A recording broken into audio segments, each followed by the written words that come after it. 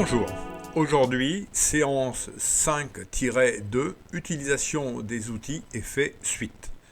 Donc nous allons porter un complément à ce que je vous ai expliqué dans la séance précédente. Donc je vais sur le logiciel, d'accord? Et sur le logiciel, maintenant on va utiliser l'affichage et animation, qui est la suite de notre séance concernant les effets. Donc là, on va travailler sur la structure même du rush, des rushs que vous avez fait, soit en utilisant tout ou partie du document, ou alors en le portant des corrections. D'accord? Et nous allons commencer par une correction qui est assez fréquente sur les rushs, notamment lorsque nous sommes sur des éléments. Vous voyez, là, ici, j'ai fait attention de, de filmer de travers, de façon à ce que je puisse faire dans cette séance une correction. Donc voilà la première élément que l'on va faire. On va utiliser orientation horizon. Le Magix a créé un élément particulier pour faire ceci, pour changer cet élément. Vous voyez, donc je vais dessus et apparaît sur la partie droite ici, donc un élément qui va nous permettre, avec un petit curseur ici, de corriger notre horizon, qui n'est pas très horizontal, c'est le cas de le dire. Alors, pour nous aider à corriger ceci, nous avons la possibilité, grâce avec cette petite coche que je vais faire ici, avoir des lignes d'aide. Vous voyez, ces petits pointillés qui vont nous être fort utiles pour pouvoir modifier notre rush qui n'est pas très bien. Et regardez ce que ça donne. Voilà, je porte légèrement vers la gauche, vous voyez. Soit je bouge ici, voilà, ou alors je vais bouger ici, d'accord, avec le petit triangle, vous voyez, c'est plus long avec le petit triangle, c'est plus précis aussi, vous voyez, je vais avancer et je peux faire élément par élément, d'accord. Allez, on va pousser un petit peu, on va aller jusqu'à 4, et c'est à peu près qui correspond, normalement, notre ici. Et on affine avec les petits triangles ici. Voilà. Voilà. On va en faire un petit peu encore. Voilà. Voilà. Ça doit être à peu près correct. Il me semble que je suis à peu près sur la réalité.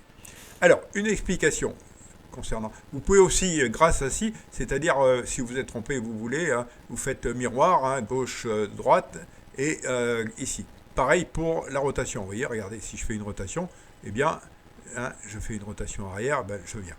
Voilà, si je fais gauche, tout ce qui est à gauche revient à droite, et ainsi de suite. Par le haut et par le bas. Voilà. Ça, c'est relativement simple à comprendre, ce genre de choses. Et avec l'utilisation, bien sûr, des lignes d'aide tout à l'heure, je les retire, les lignes d'aide comme ça. Alors, juste simplement, certes, le logiciel nous a changé l'horizontalité, mais aussi, il a modifié. Comme on a penché légèrement le rush sur la droite, sur la gauche, pardon, ici, vous avez eu un petit... vous êtes obligé de modifier. Donc, il m'a fait un léger zoom. Et regardez ce que ça donne.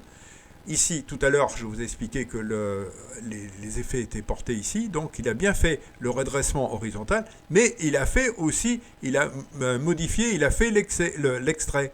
Vous voyez, regardez. Si je décoche ici, je vois l'effet qui a été produit. C'est-à-dire... j'ai retiré l'effet.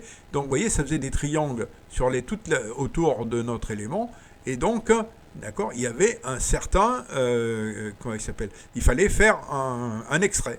Donc, je recoche et mon élément est bien remis comme il faut. Voilà. Donc, vous avez bien vu les modifications avec cet élément. Voilà, je repars sur ce rush ici. Et je vais le modifier de façon différente. Vous voyez, lui aussi, il est légèrement incliné. Donc, je vais aller sur taille et position, ici. Et, pour cette fois-ci, il me demande d'appliquer l'effet. D'accord ? Alors, l'effet, il est à plusieurs niveaux, ici. Donc, apparaît de part et d'autre du rush des points soit en blanc, soit en rouge, soit en jaune. D'accord ? Et c'est ça qui va me permettre de modifier mon rush. Donc je sais bien, il faut bien sélectionner le rush en question de façon à ce que ça soit bien lui qui soit actif. Mettez bien votre tête de lecture juste au-dessus, de façon à voir ce que vous faites. Sur la partie droite de l'écran, vous avez tout ce qui est indiqué, d'accord, toutes les indications qui vous sont utiles. Et là, en l'occurrence, je vais agir sur l'axe Z, qui va me permettre de modifier légèrement mon rush. Regardez bien ce que ça donne. Je vais prendre, j'utilise ici, pareil, vous voyez l'élément, et j'ai, redresser mon rush comme je le souhaite. Et là, je vais l'agrandir, parce que là, il faut zoomer légèrement, de façon à enlever ces petits triangles qui sont fort gênants. Donc, il suffit que je tire vers l'arrière, voilà, de façon à ce que je puisse avoir une vue correcte. Donc, j'étais là faire obligatoirement les modifications, d'accord, comme je le souhaitais. L'horizon est redevenu à l'horizon, d'accord, et ainsi de suite. Voilà la possibilité. Alors, on va agir de façon à ce que vous compreniez bien sur un autre élément, ici, que j'ai sélectionné. Comme tout à l'heure, je vous l'avais montré, on pouvait le mettre en ovale au-dessus. Et bien là, on va le modifier et là, on va faire rentrer en ligne de compte un autre élément que vous devez connaître, c'est-à-dire les points de contrôle ou keyframes si vous parlez bien l'anglais. Voilà, donc je vais aller sur un autre élément et vous montrer s'il veut bien s'ouvrir. Voilà. Alors, ici, je vais travailler avec un logo. D'accord. Ici, j'ai mon petit logo de Microtel 91 qui est ici, qui va se situer dans cette portion de l'écran. Je vais le faire passer au centre, bien au centre, d'accord. Et après, je vais le mettre légèrement sur la droite, en haut à droite, comme ça. Ici, vous avez la ligne de temps qui est en secondes, et à chaque fois, vous avez des points de rendez-vous. C'est-à-dire, quand à l'instant 0, le logo est ici, à l'instant 7 secondes, il est ici et il est en gros ici. Et à l'instant 15 secondes, il est ici, là. D'accord? C'est-à-dire que je vais donner un point de rendez-vous ici, un point de rendez-vous ici, un point de rendez-vous. À ce point de rendez-vous, il a une forme, il a une position. À ce point de rendez-vous-là, il a une forme qui est plus grande, il a une position qui est pratiquement centrale. Et à la troisième position, il est ici, avec un élément qui est légèrement plus supérieur ici, et il est à cette position en haut à droite. Voilà, donc vous avez vu, la modification, ça sera comme ça et comme ça.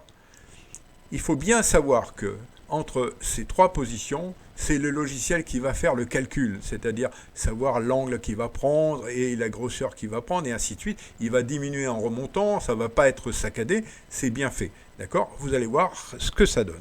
Et on va agir avec notre photo que j'ai préparée. On est parti. Voilà, donc je suis ici. Je vais faire appliquer taille et position, d'accord, ici. Et je fais appliquer l'effet sur mon rush bien sélectionné, d'accord. Et là, de nouveau, vous voyez ce que je vous ai expliqué tout à l'heure, je vous avais vu tout à l'heure, ces petits ronds qui sont blancs, jaunes ou rouges, pour les losanges, pardon, et je vais amener ma photo à l'endroit où je souhaite. D'accord ?